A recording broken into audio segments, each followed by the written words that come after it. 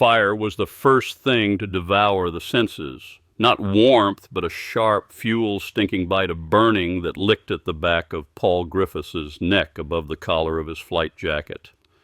In the tail turret of the B-17 Flying Fortress, the starboard inboard engine was no longer a source of power, but a torch flailing in the slipstream, coughing black smoke that surged and, in an instant, blurred the hard blue beyond the turret's cramped window. The intercom disintegrated into shouts and static. "Right wing! We're hit! Bail out! Everybody bail out!" Paul was 19, a tail gunner with the rank of technical sergeant, a kid who had learned to trust instruments, procedures, and the solid honesty of metal.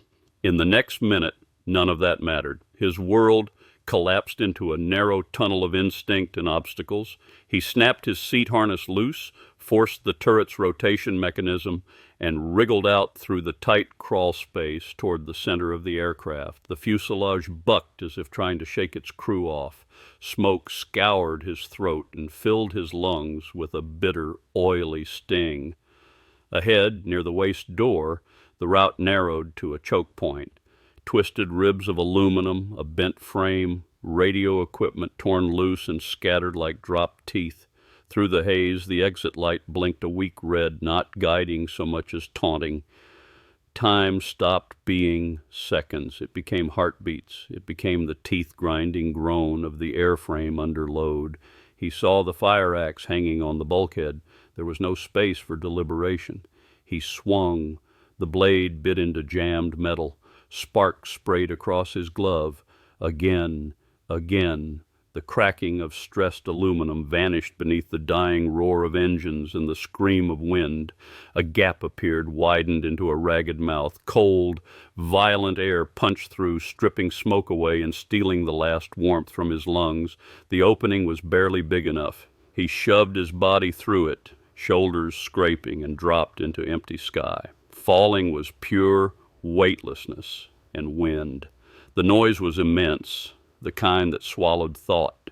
Then the harness snapped tight into his shoulder blades, and the parachute blossomed above him with a brutal tug, yanking him out of free fall as if an unseen hand had seized him.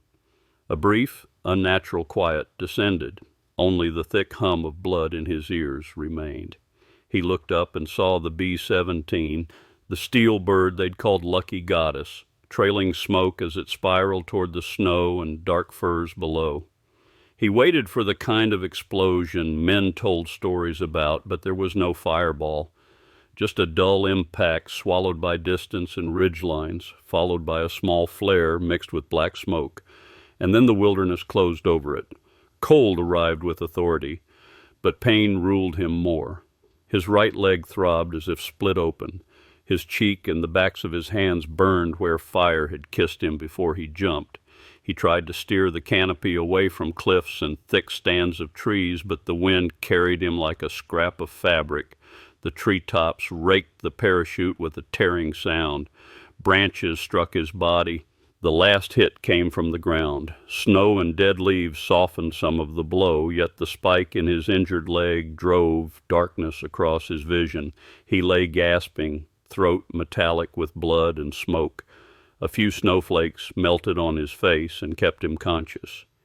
He tore at straps and tried to rise. His right leg refused. A hard spasm seized it. The skin on his cheek and hands felt tight and stinging. Around him, tall firs, untouched snow, rocks furred with moss. Beyond wind and a faint, distant rush that might be running water, there was nothing. Loneliness closed around him, heavier than cold.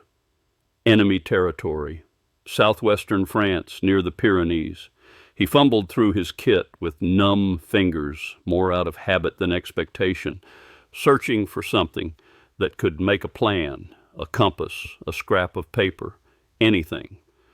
What he found was pain and the sound of the wind. He could not even stand to get his bearings. The mountain did not care what uniform he wore. Then he heard barking and the low growl of an engine, faint but distinct enough to make his heart contract. A German patrol hunting parachuted airmen. Survival smothered pain. He ripped a strip of nylon from his parachute and cinched it above the injury, crude and too tight, then grabbed his kit and began to drag himself away on one leg and both hands. The snow kept an honest record, a gouge and blood. A mountain stream found him. Thin ice filmed parts of the surface. The rest ran fast between rocks. He fell to the bank and scooped freezing water into his mouth, gulping until his stomach cramped. He tried to rinse his burns. The cold on raw skin sent a shock through him so violent he shook. He bit down on his glove and forced himself silent. Motorcycle engines and men's voices rose from a nearby trail. Dogs barked with new excitement. He looked at the far bank where the trees stood thicker and the ground broke into rougher folds. He drew a breath and waded in. The water was not deep, but it ran hard, and stones slid under his boots.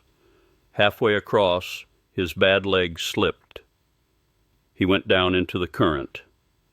The cold swallowed him, stole what heat he had left, and turned struggle into heavy, pointless motion. Darkness crept in from the edges. On the far bank, through blurring sight, a figure stood in dark wool and an old felt hat, holding a long pitchfork. The man did not move. His face was lined, his expression blank, his attention sharp as stone. Darkness took everything.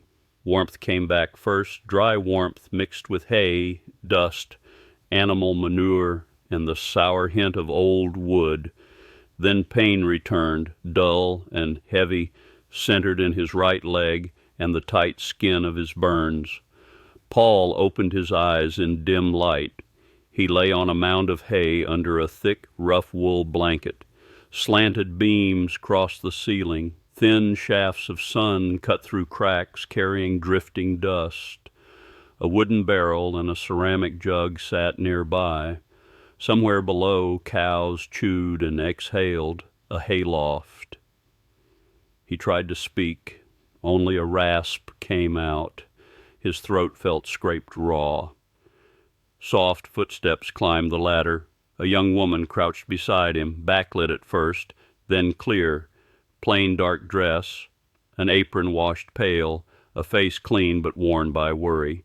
She held a damp cloth and wiped his forehead, gentle despite clumsy hands.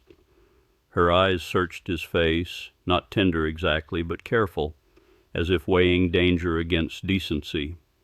Paul tried French and failed, then said the only word that mattered in English. Water. She did not understand the sound, but she understood need.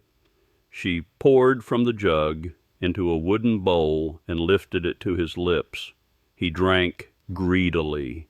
The sting in his cracked mouth made him more awake, and with that clarity came the awareness that he could not hear engines, could not hear shouting, could not hear dogs. For the moment, the world was only hay and dim light.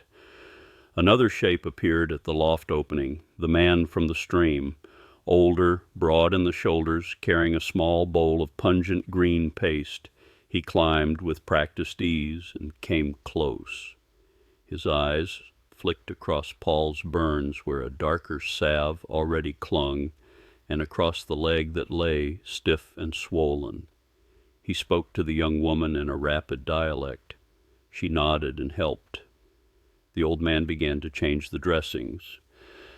When the green paste touched raw skin, it burned like pepper and fire at once. Paul jerked and gritted his teeth hard enough to feel his jaw ache. The man paused, looked at him, and continued. His eyes did not offer comfort or apology, only a hard, focused attention. His thick fingers were calloused and cut, but steady, the hands of someone who had spent a lifetime doing work that punished mistakes. Language stayed sealed. Their talk sounded like code, but one word surfaced again and again, Allemand. Each time it appeared, the young woman's face went paler, and the old man's brow tightened. Germans. Paul learned names the way a trapped animal learns exits, by repetition and need. The young woman was Marie. The old man was Pierre. He heard the names in the rhythm of their speech, even when he could not parse meaning. He watched how Pierre kept his voice low whenever Allemand appeared, as if the word itself could travel through wood and snow. He watched Marie move like someone trained to make no unnecessary sound.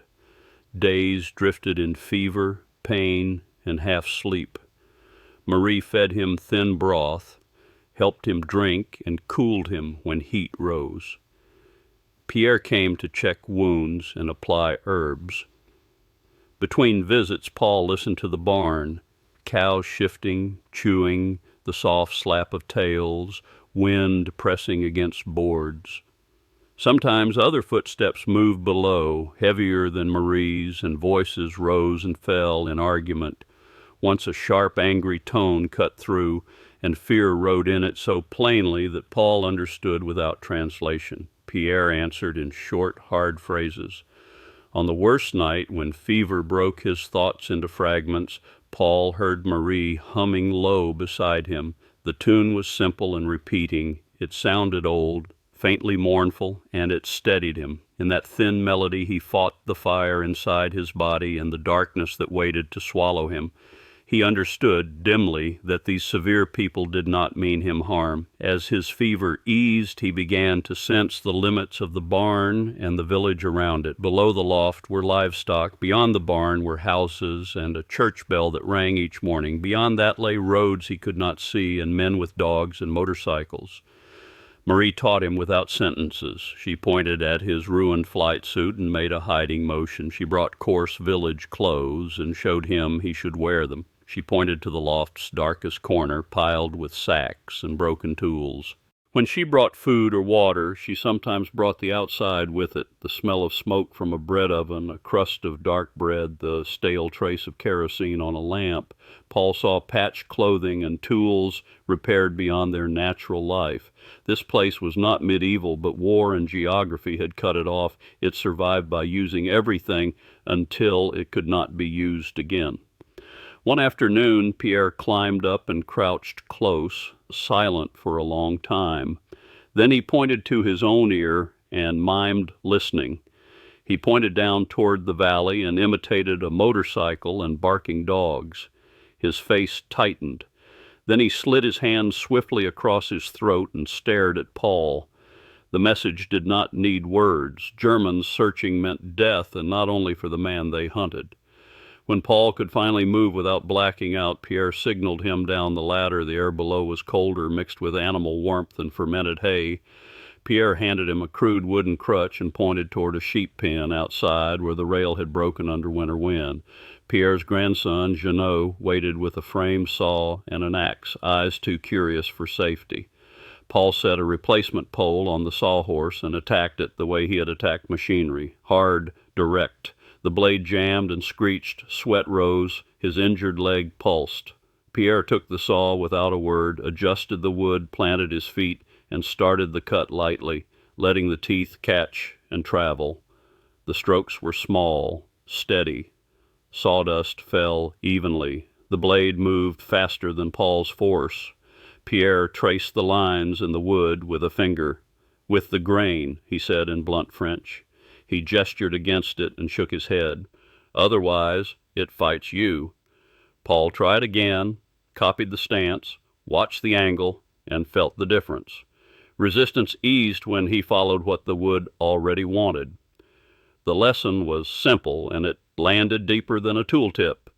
You could waste yourself fighting a structure you did not understand, or you could read it and move with it. Work became his cover and his bargaining chip. He repaired the pen and did what he could without putting weight on his bad leg. He stacked firewood when he could, learning how to cross pieces so they held without slipping.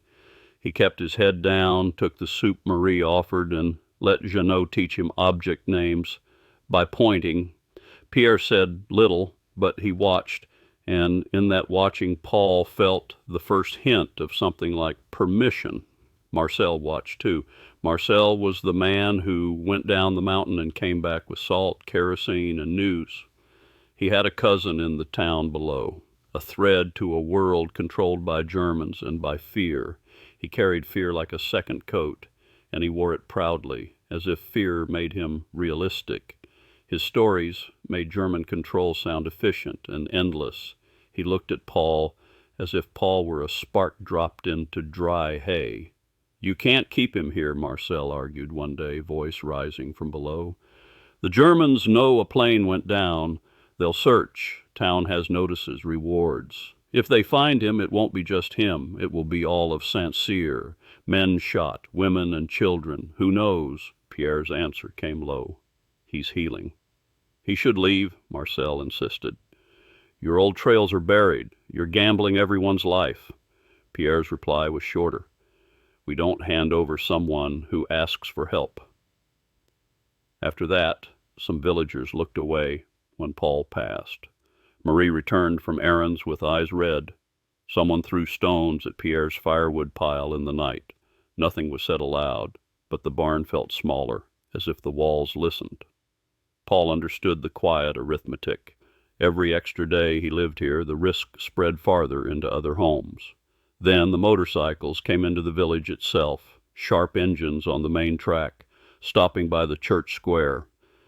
3 German soldiers dismounted in field-gray coats. Their leader was a hard-eyed sergeant with a pistol on his belt in the particular scrutiny of military police. 2 local constables followed, tense and eager to translate.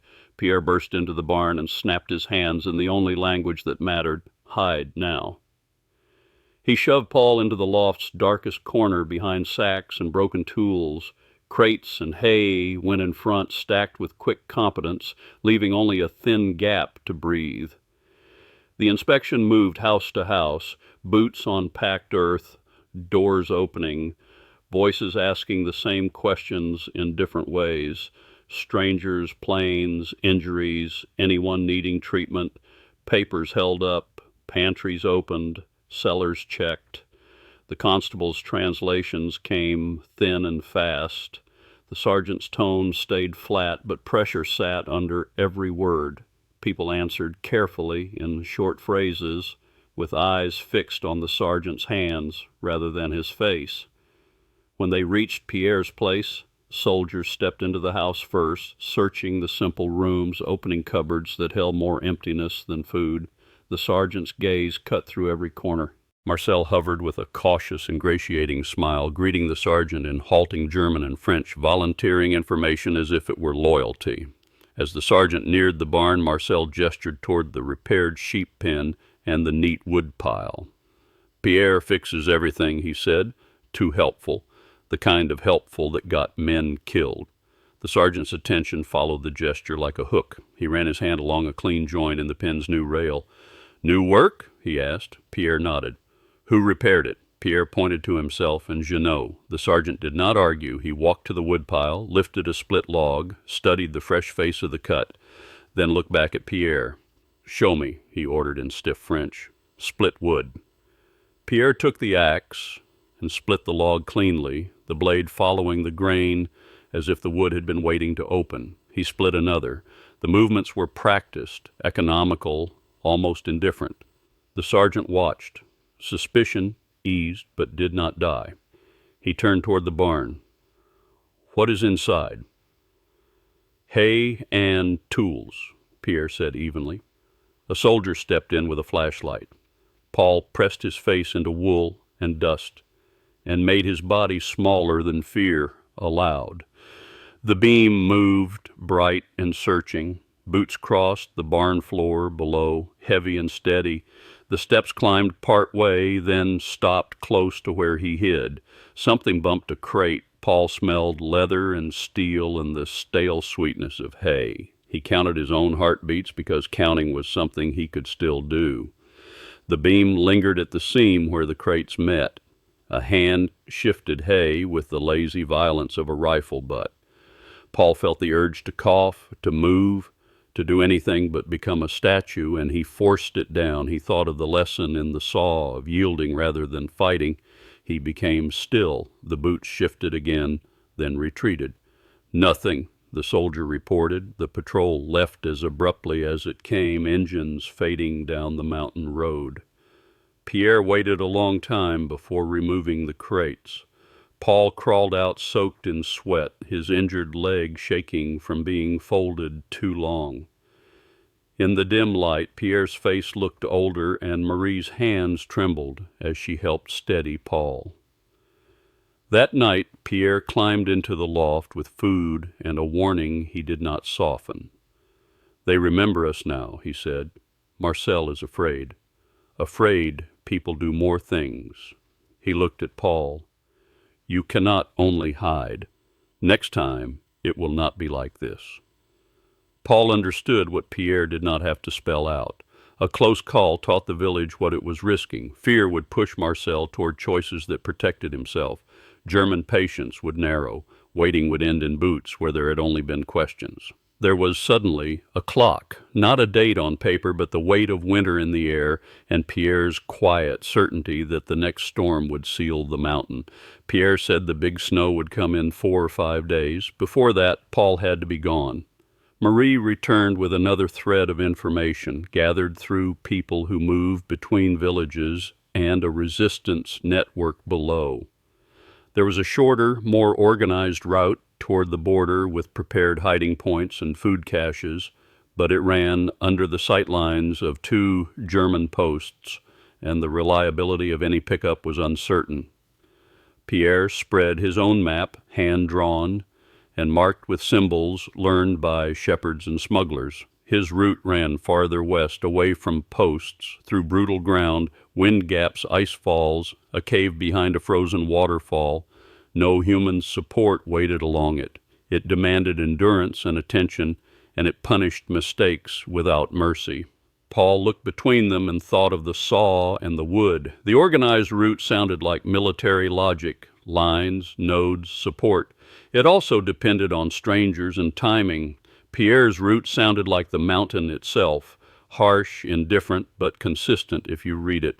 Paul's work in the yard had taught him that force made noise and waste, while alignment made progress. Germans had maps and rifles, but they did not know this mountain. Pierre did. "I trust your mountain," Paul said in rough French. Pierre held his gaze, relief and burden together, then rolled the map tight. "Prepare," he said. "We go before dawn." Before Marie hid the last traces of Paul's old life, she held the ruined flight suit as if it were a dangerous animal. She wrapped it with anything that could mark him and pushed it into a hidden compartment in the barn. Then she brought him the coarse village clothes again, pressing them into his hands with a look that said, "Wear this, be invisible." Farewell came without speeches. In the black before sunrise on Eagle's Cry Ridge, the wind cut like a sharpened blade. Pierre stuffed hard bread and sheep cheese into Paul's pack and pushed the fire axe in beside it. He pulled a thick shawl tighter on Paul's shoulders and pointed toward a jagged peak far southwest. "Sun there," he said, voice nearly torn away. "You reach lee side, then watch clouds, watch stones, remember." Paul nodded because words failed. Pierre turned and walked back down the way they had come, steps steady, never looking back. Paul moved alone into the white. The first hours were mechanical. Deep snow, steep grade, the constant ache of a leg not fully healed. He used Pierre's zigzag climb to save strength, planting the crutch like a climbing staff and keeping his weight where it would not betray him. He avoided exposed wind gaps when he could and cut across leeward slopes when he could not. Low clouds pressed on the peaks, lead gray promising the storm. When his leg protested, he adjusted the rhythm instead of forcing it. When his breath turned ragged, he shortened the steps. He learned that speed was a luxury the mountain charged interest on. Every time he stopped, cold tried to creep into muscle and bone, so he kept moving in small controlled doses like feeding a fire. By midday, he reached the landmark Pierre had described, a great waterfall sealed in ice, hanging on a cliff like frozen thunder. To the right, polished ice and broken rock looked impassable. The map said a cave entrance lay near, hidden behind living ice. Pierre's words came back. "Listen, look at color." Paul tapped the ice with the back of the axe. Most of it answered with a dull, solid sound. In one sheltered spot, half hidden by a jutting rock, the sound came back slightly hollow, and the ice carried a deeper blue tint. He worked the blade carefully, following cracks instead of forcing them, using small, controlled blows so the ice would open where it wanted. Ice chips flew and stung his face. Slowly a hole opened wide enough to squeeze through. Behind the ice curtain lay a small cave, air still and a touch warmer, smelling of wet stone and dust. Faint arrow marks, scratched or charred on the wall, pointed deeper. On the floor were old ash traces and a small pile of dried moss and twigs. Someone before him had rested here. The map was not a story. It was a path that had carried other bodies through danger. He rested only long enough to swallow a few bites of bread, drink melted snow from his cupped hands, and let his hands stop shaking. Then he forced himself back into the open. The storm caught him soon after.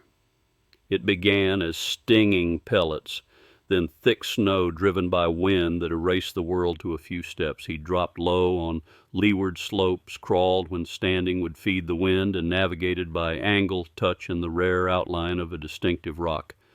Cold invaded everything, finding seams in clothing, gaps at wrists, a weakness in the mind that whispered about rest. He kept his fingers moving and repeated Pierre's rules until they became the only order left. Never stop long enough to freeze. Hide from the wind, but do not burrow into a hollow that can bury you. Let the terrain break the storm for you. Read what is real, not what you wish were real. On the afternoon of the third day, the wind eased slightly.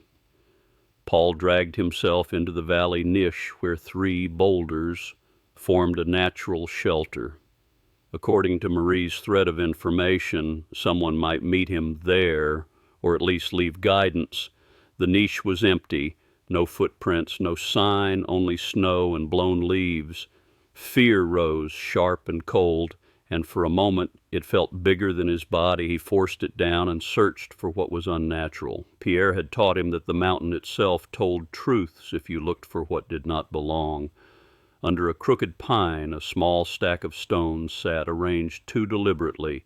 The top stone was flat and set at an angle that did not match the scatter around it. He moved it and found a shallow pit holding a folded scrap of paper. The pencil message was short, paired with symbols. Paul could make out enough. South, stream source, 2 days, watch patrol.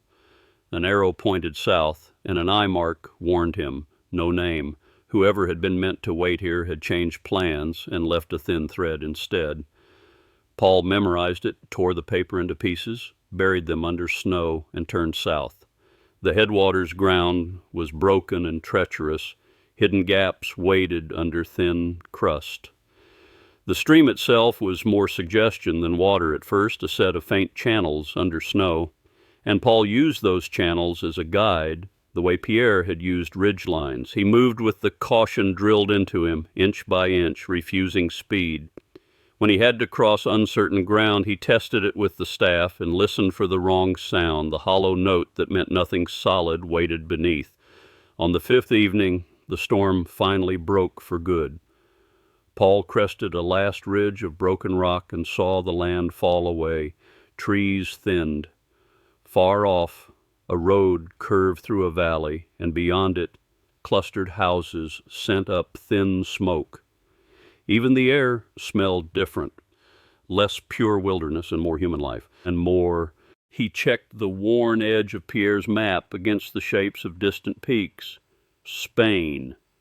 He reached the nearest village like a man walking out of a fever. An old man splitting wood saw him first, studied his rags and frost-burned face, then motioned him toward the church without questions, as if the church was the only language strangers shared. The priest sat him by the stove, gave him hot wine, and questioned him in slow, clear French. Paul used the cover story he had prepared, a refugee from Alsace, home damaged by war, trying to cross the border to reach family. He avoided any detail that could point back to Saint-Cyr, to Pierre, to Marie. The priest's eyes were sharp. They moved over Paul's torn clothing, the frost, sores, the pale burn scars, and the posture that still carried a soldier's imprint. He did not say the obvious aloud. He only nodded, as if accepting that a world at war produced many kinds of refugees. The next day, 2 Spanish Civil Guard soldiers arrived. Spain was officially neutral, but the border was not kind to unknown men. Paul was taken to a post and questioned for hours. Name, origin, route, witnesses, purpose. The questions circled back on themselves, searching for contradictions. Paul repeated the same story until his tongue felt wooden, until even he could hear how thin it sounded. The officer doubted him, but had no direct proof, and Paul looked like what he claimed to be, a man who had crossed mountains and paid for it. With the priest's support and the guarantee of a local notable, Paul was released, but not free. He was ordered not to leave the town while further checks proceeded. The instruction was calm, almost polite, and it carried the weight of a government that could change its mind. Paul lived in a narrow space again, not a burning aircraft this time, but a village bounded by uniforms and paperwork. He slept lightly, listening for boots in the corridor, the way he had listened for boots in the barn. A week later, the priest used church channels to reach an Anglican minister in a nearby city. The minister reached the British consulate. Quiet verification followed, efficient and unsentimental. The Allies had lists of missing airmen, and the paper trail of war was sometimes more reliable than a man's story. Paul's identity was confirmed. He was not taken with fanfare. One night, a low-profile consular official and a British officer in civilian clothes drove him out of the town in an unremarkable car. They took him to Gibraltar and from there moved him back into Allied hands. In lodging arranged for that last night, Paul saw himself in a clearer mirror and barely recognized the face. Exhaustion hollowed his eyes. Wind and cold roughened his skin. Burns had faded into pale scars. His beard made him look older than he was. More striking was what sat behind the eyes. Less straight pride, more quiet attention. The mountain had retuned him. He could still feel the old impulse to dominate a problem with force and speed, but it now came paired with a different instinct. Pause, listen, notice what is already there, and move within it. The intelligence handover was swift. Questions, medical checks, paperwork. Paul described the fall, the survival, and the help of French civilians without names or places. He spoke of Spain, the church, the consulate, of Saint-Cyr, of Pierre and Marie, of Marcel's fear. He kept silence. Silence was part of the debt. Time jumped. In the spring of 1974, Paul Griffiths drove back into the Pyrenees on a paved road that had not existed when he fled on foot. Utility poles lined parts of the route. New brick houses mixed with old stone and wood. A few television antennas rose above roofs. Saint-Cyr looked smaller than memory and stranger, the way places do when you return with a body that has lived decades beyond them. He found the place where Pierre's house had been. The building stood renovated, occupied by people who did not know the name. Paul asked anyway. A younger man shrugged blank. At last an elderly woman, sitting in sun, studied Paul a long time, spoke in dialect, and pointed toward the small cemetery behind the village. The cemetery was quiet under dark evergreens. Paul found the grave quickly, a simple stone with a name and dates. Pierre Laville, 1888 to 1960, nothing more. Paul stood before it with the wind moving through pine needles and said nothing. Words would have been too small, and he had learned that some things were kept not by speech but by presence. As he turned to leave, an old woman approached along a path with a small bunch of wildflowers. Marie. Age had bent her and carved deeper lines, but her eyes were still clear. She stopped and studied Paul. Recognition settled on her face like something gentle and inevitable. She did not cry out. She only nodded, as if he had not been gone long. She placed the flowers on Pierre's grave. then pointed toward the village and made a listening gesture, a hand cupped to her ear. Paul did not understand, but he followed. At her home under the porch eaves, a wind chime hung. It was not made of the usual pipes or ceramics. It was made of irregular metal pieces, edges smoothed by hand, the gray-white sheen unmistakable, aluminum alloy. When the wind stirred, the pieces tapped and chimed with a crisp, airy sound that belonged to industry and somehow to this mountain. Paul knew at once what it was made from: aircraft skin. Maybe Lucky Goddess, maybe another wreck in another season. The exact source did not matter. Marie did not explain. She simply looked up and listened, her face full of memory, then looked at Paul across the distance of 30 years, calm and steady. Paul thanked her without knowing whether the words carried meaning in her language. He did not stay to disturb the village. He drove away, and St. Cyr shrank in the mirror until it vanished into green ridges. He took no keepsake. But he carried what the mountain had taught him. Read the grain, follow the structure. Do not waste yourself fighting what you do not understand, and protect the people who shelter you, even if protection means silence. The chime's thin, clean note stayed in his ear, mixing with wind and pines, with the remembered rush of cold water, with a barn's dry warmth. It was not loud, not triumphant. It was simply there, persistent as the mountain itself.